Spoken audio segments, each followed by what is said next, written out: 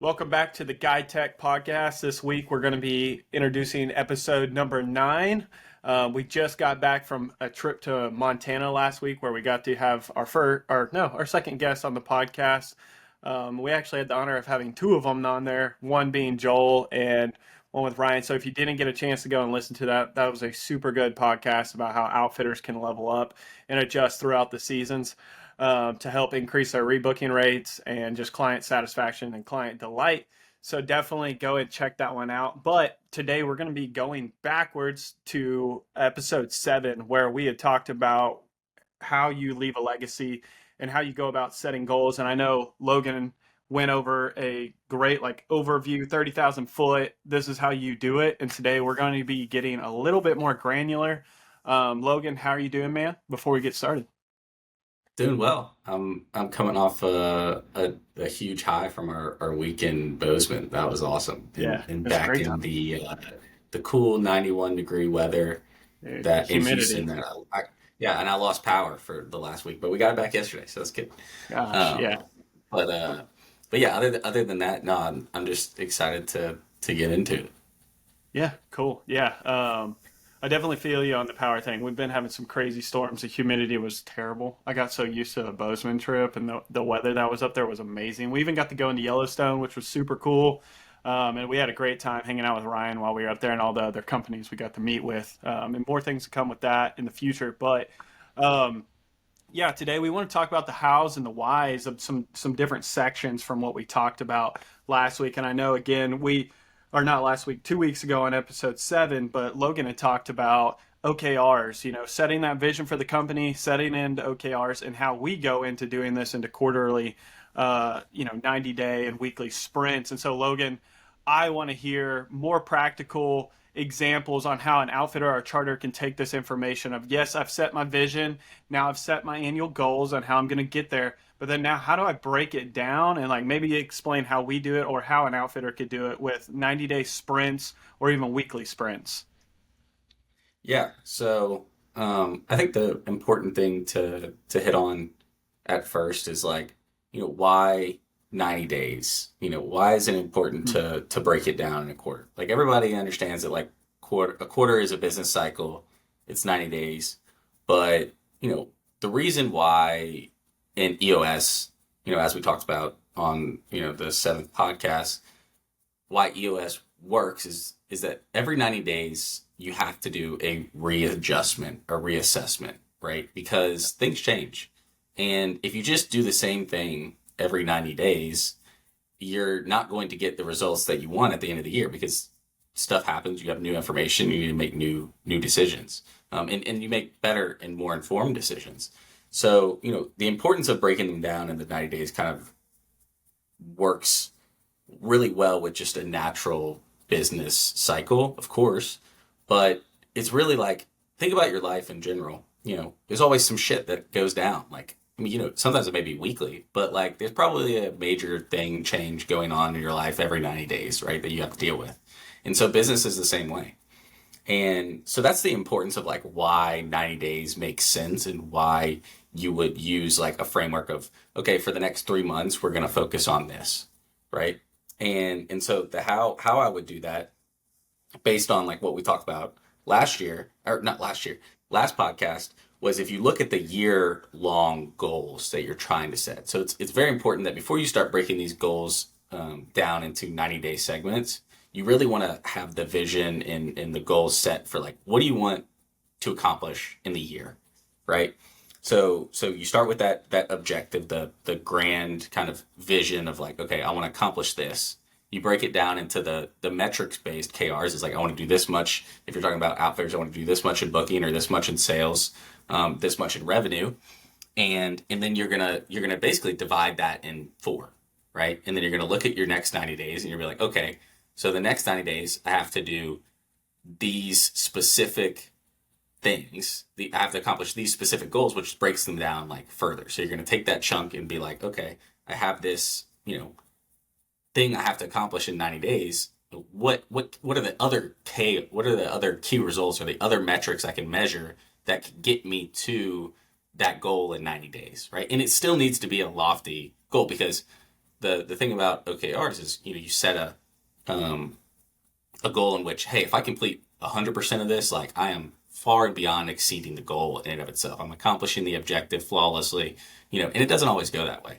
So yourself time to adjust. And also, even with the 90-day goals, like it's okay to make an adjustment 2 weeks in, a week in, because you're taking that 3-month view and then you're breaking it down into more actionable and attainable key results from a weekly standpoint.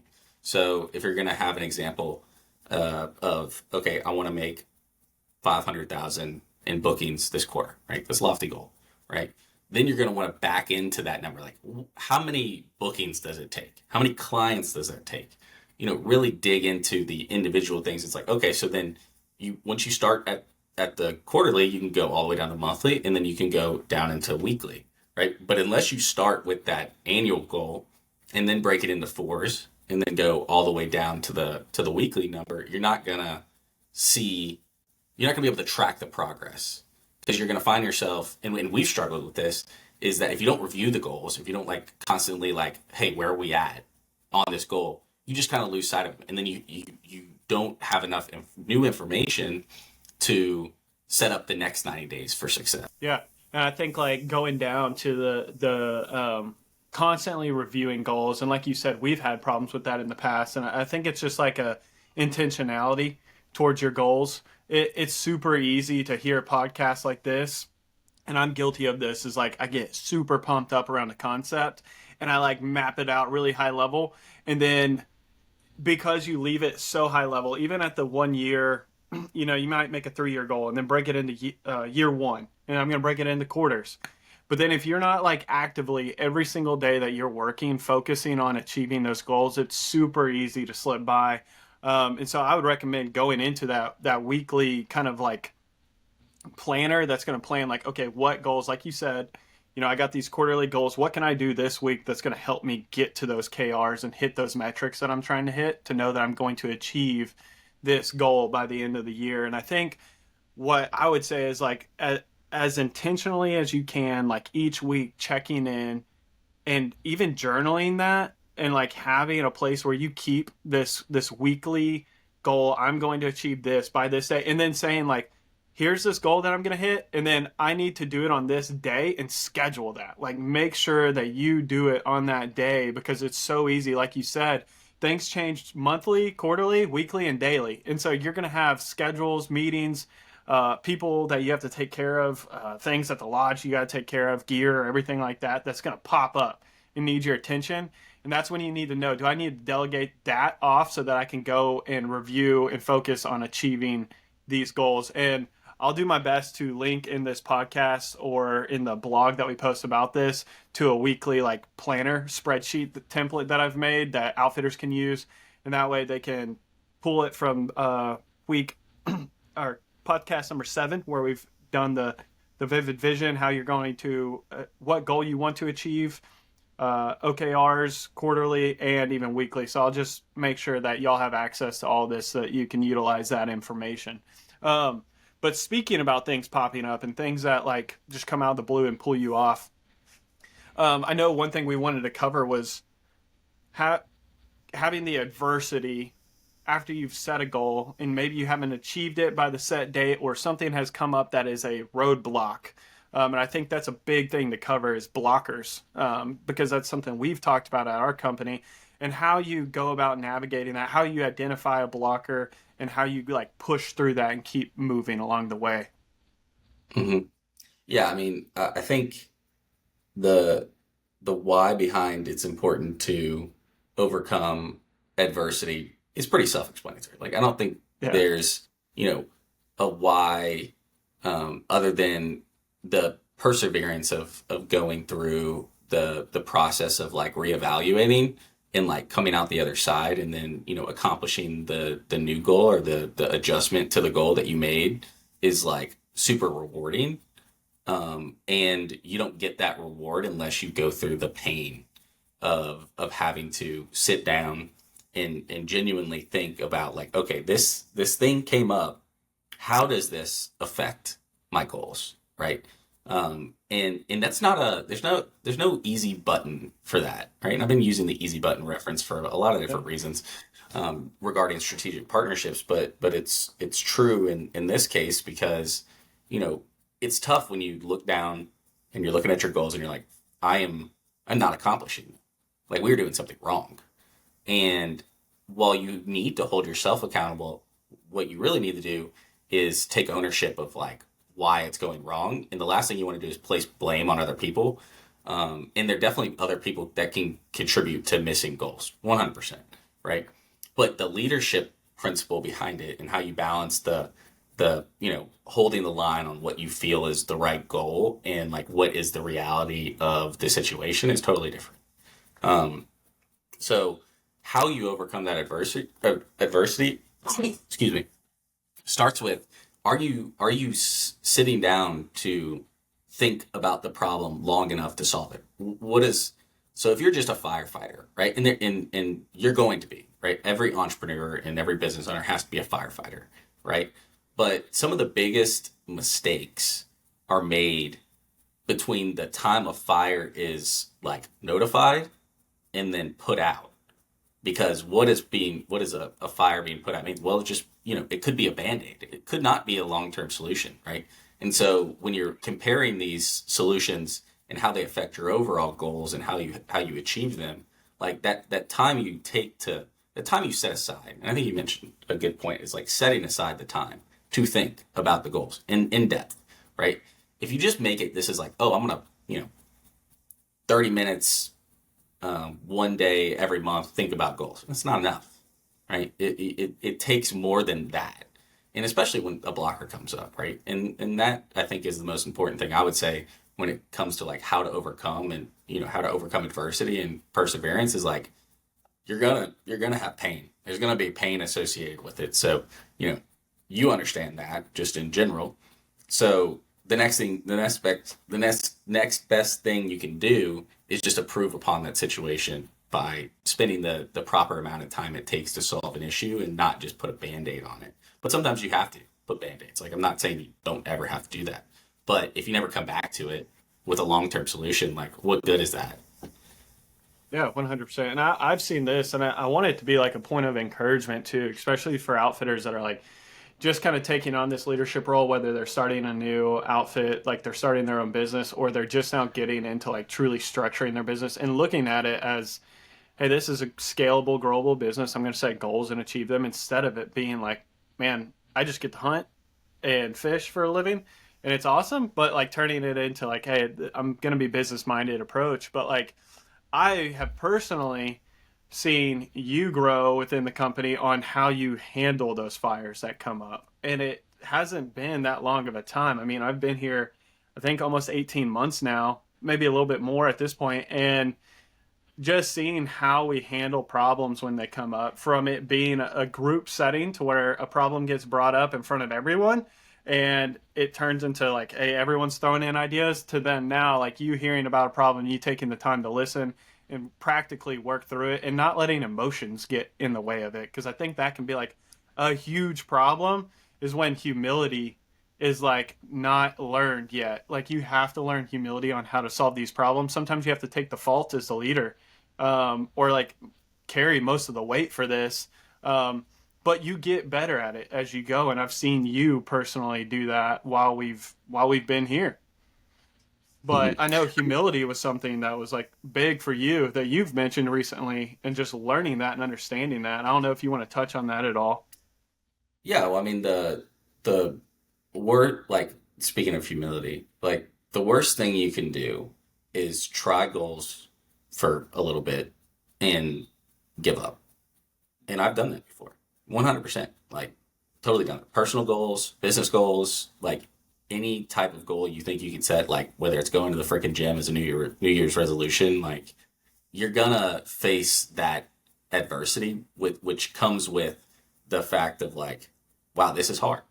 And yeah, because it's the reality, but business doesn't care about your feelings. Not that you shouldn't care about feelings in general. Like you should definitely, and of course, like, care, care deeply about the people around you and the people that you affect. But understand that when you're raising issues and fires and how you deal with those challenges that come up, because we like to think of it as like the pressure stops with you. Like if you're the leader, if there's an issue that's risen to you, if you're the one that blows up, right, then that's not constructive from that point on. It's no longer a constructive conversation of sharing ideas. It's, you're just like, oh, screw it, I'll solve the problem.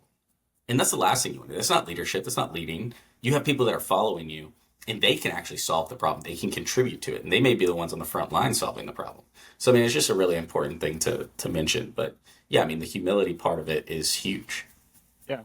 So how do you feel? This is just a topic that I had heard recently on a podcast, but when someone sets goals, you brought up the yearly, I'm going to go to the gym thing. And I think more often than not, that goal does not end up getting achieved. But, I will say this, like, I think everyone sets more goals than they actually achieve in life, due to how they approach them, but and the importance of them. Some of them just sound nice in their head because they heard a podcast and wanted to do it. But what about telling other people about your goals? Not your coworkers, not your employees, but telling other people goals for accountability. How do you feel about that? Do you think that's important? Yeah, I mean, I think having it in a place or being prepared to share it, right, means you have it written down in a place, and that's a great first step. Like being able to clearly and concisely communicate it from writing it out on a whiteboard, or writing it in an Excel document, or writing it down in a journal or a notepad. Like that's the best first step you can take. Is yes, the accountability. Like accountability is not a one size fits all solution, right? Because there's a lot of things that go into the balancing of like the leadership principles, because you have, you want to hold people accountable, but you also at the same time don't want, you want to hold yourself accountable, but at the same time, like you can't just beat yourself up over and over again because you're not achieving your goals. The whole point of setting goals is to look back and be like, wow, I did this right. That's great. But that is not going to weigh as much on you as the failures are. But the failures and learning from those is what's going to weigh the most and what's going to matter the most in the end, right? I mean, that's how I think about it. But I don't know. I'd be curious to hear what you think. Yeah. Yeah. I think there's one, being able to clearly and concisely, like, say what your goal is, like truly, so that they can vision what that thing is. But I think there's like, that person that you want to help hold you accountable. I think everyone who is serious about achieving goals should be able, and it's just like our departmental OKRs. Who am I telling this to so that I can be held accountable? I don't think it's wise just to go tell everyone about your goals. And I'll give this example. Like, if you decide at the beginning of the year that you're going to lose 30 pounds, and you're like, I'm going to post this on Facebook to everyone that knows me, and everyone that doesn't even know me but decide they want to be my friend because I have mutual friends with them and we like duck hunting. I'm going to lose 30 pounds this year. I'm excited. Everyone's going to get on there, comment on there, hype you up, hit, smash the like button, and you're going to get a dopamine rush because, and it's going to be that dopamine rush that you should have got while you were working out, but you're going to get it now because people are going to tell you, oh man, you can do this. They're not going to hold you accountable to it. They're just going to be like, you got this, bro. Good. Like, go get it, crush it. No one's asking you how. How are you going to do that? Mm-hmm. And so I think it's important, like with our OKRs, when I come to you and I say like, hey, these are my quarterly OKRs to help me get to this like vision and key metrics that you've set for us for this year. So I'm going to do these this quarter. You're going to ask me, how am I going to do that? How am I going to implement it? And I'm going to explain how this is going to help get it to that point. And so I think it would be very wise for everyone who takes this advice and starts setting goals to find that person that can hold them accountable in a way that's like, hey, how are you doing on this? Are you making progress on this? And like, how are you even going to do it? How are you going to get there?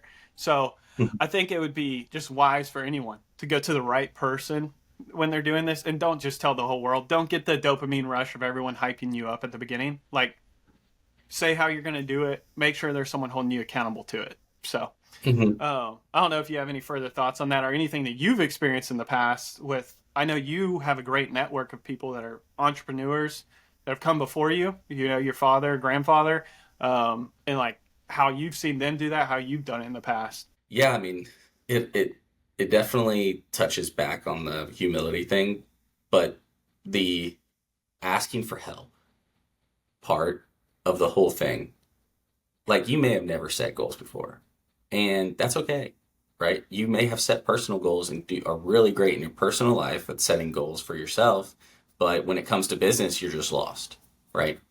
But you got to go reach out to that person that you know that is practicing business, that knows what these principles are. Like Garrett and I, or anybody else that's in our company understands these principles, and that's what we're here for in general.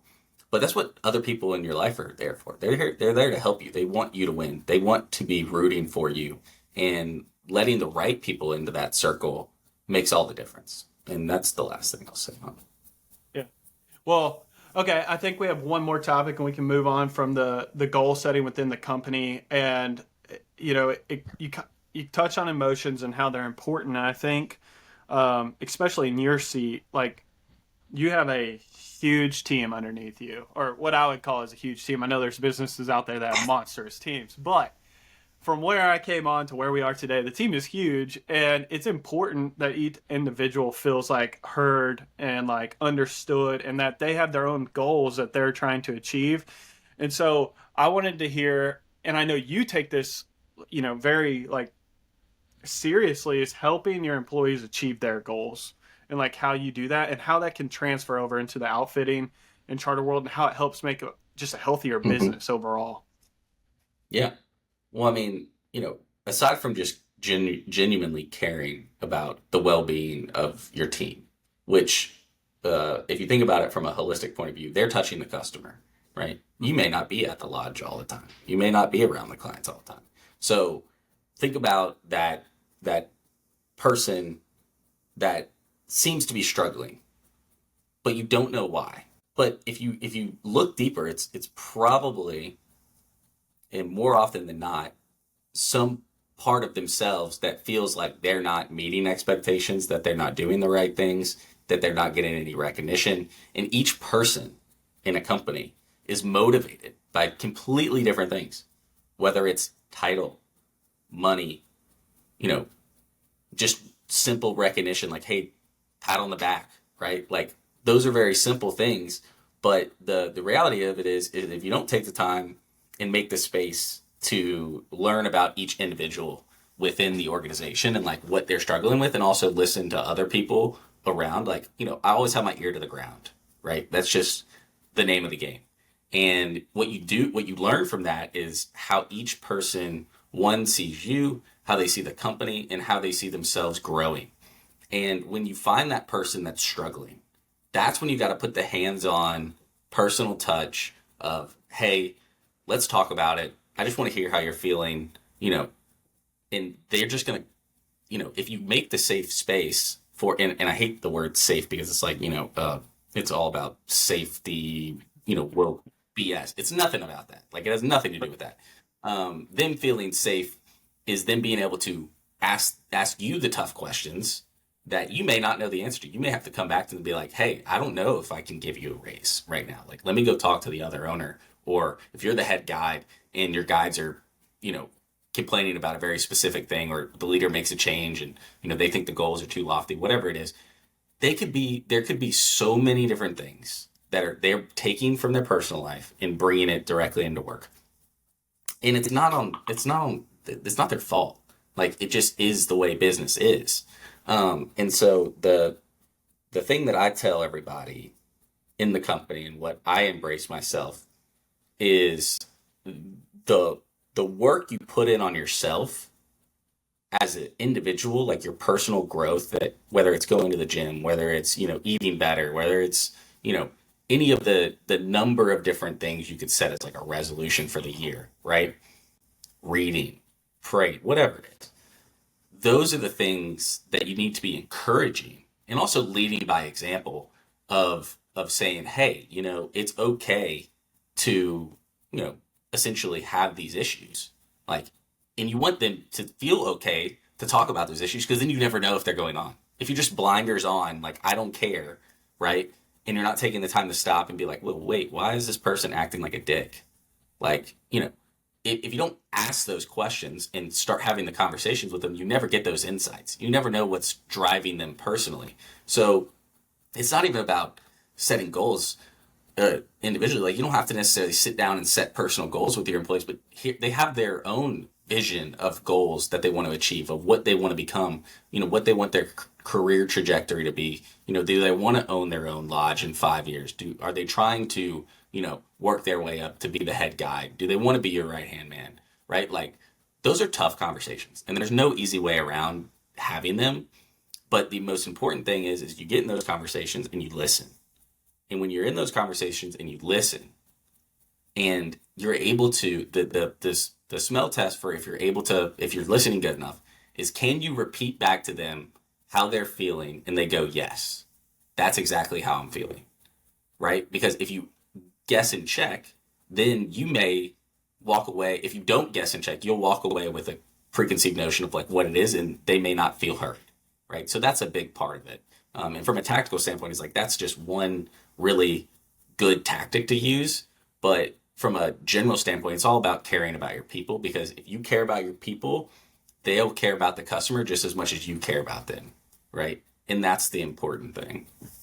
Yeah. No, I think that was great. And again, that's something that like we've done here and you've done and you've like fostered into our culture here as a company. And I want to say to people that aren't the boss, people that are just the guide or the captain that has his boat that the outfitter is funneling leads to or clients to, on the other spectrum, you have a job as well to communicate how you're feeling. You have the job as well to like have your own personal goals, where you want to go, and like communicating that to them.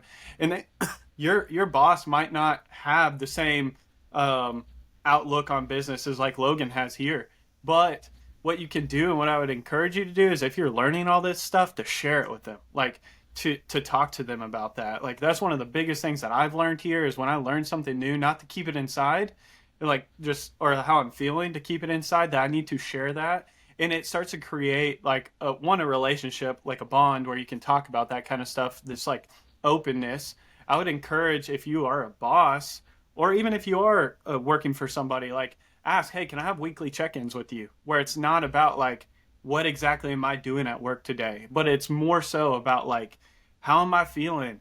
What, like am I struggling on something? Do I have a blocker on something? How's my personal life outside of work going? Because the jobs that y'all have are very difficult. It pulls you away from your personal life for a chunk of the year. And so it's very important that y'all all are checking in on each other. And I think it creates such a healthier workplace, and it feels good to be there, that safe space. And it's not like the overused safe space term we're talking about now, but it's a place that's fun to work, a place where you can be a family, a place where you can talk to people about how you're doing. And then you start seeing like executing on goals and growing as a company. It just starts to speed up now because y'all have open communication and you're not worrying about all the bullcrap that you've been bottling up this whole time and not being as productive, not feeling energized, feeling burnt out. So definitely share this stuff with the owner or the boss, and like engage these conversations with them. Don't wait for someone to come and engage that stuff for you. Mm-hmm. So, Logan, I don't know if there's anything else you have. I'll be honest, I have another meeting I have to hop into. But I do have some exciting news for our current GuideTech clients. We are working on a goal setting system that we're going to start implementing with our GuideTech clients that are interested in doing that. It's absolutely free. It's just part of being a client with us. We want to be like holding hands with you while you're growing your business. And we know this is tough. We know it's hard to scale, especially in this like industry. It's a smaller industry, and we're trying to encourage more people to get outdoors, more people to book with guides, and we want to help like hold your hand along the way. When you have blockers, we want to be there for you. We want to be that accountability partner while you're going to crush these goals, and we know what you're capable of doing because we've seen it done. And so we just want everyone else to get to enjoy that same thing. And so I personally look forward to getting to hop onto meetings and setting goals with our outfitters. It's like what I'm passionate about is seeing other people succeed and grow their business. I love doing it here, but I also love other people doing it and just seeing them be so pumped up and see what reality really is for them. That it's the ceiling isn't down here, it's way up here, and you can definitely achieve that, and we'll just help you along the way. So I'm super excited about that. And if you're interested in and you are a GuideTech client, definitely reach out to your account manager. Just let them know you're excited to do something like this, and they'll get a meeting set up, and we can kick it off. It will be a process where we're going to go through what your vision is. How do we set up your OKRs? And now how does your account manager hold you accountable weekly to hitting those goals and helping you if you need that help? So I'm super pumped about that. Logan, do you have anything else before we sign off? No, honestly, you did a great job of bringing it home. I think one thing that I would use is, or say is, it's a snowball. Like the old reference of a snowball, it builds on each other. Like it's true. Like, and it applies in every business, right? It's a general principle. So just work on that. You just got to take one step at a time. That's all it is. Perfect. All right, guys. Well, we're going to wrap it up. So if you enjoyed this podcast, please share it. Please subscribe to us if you haven't already. Leave us a review. Reach out to us if there's a topic you want to talk to us about or you have questions about that we've been covering. And we would love to go in more in depth or just get on the phone with you and talk with you, client or not. We'd love to help everyone out there. So thanks again, and we'll see you next week on the GuideTech Podcast. Talk to y'all later.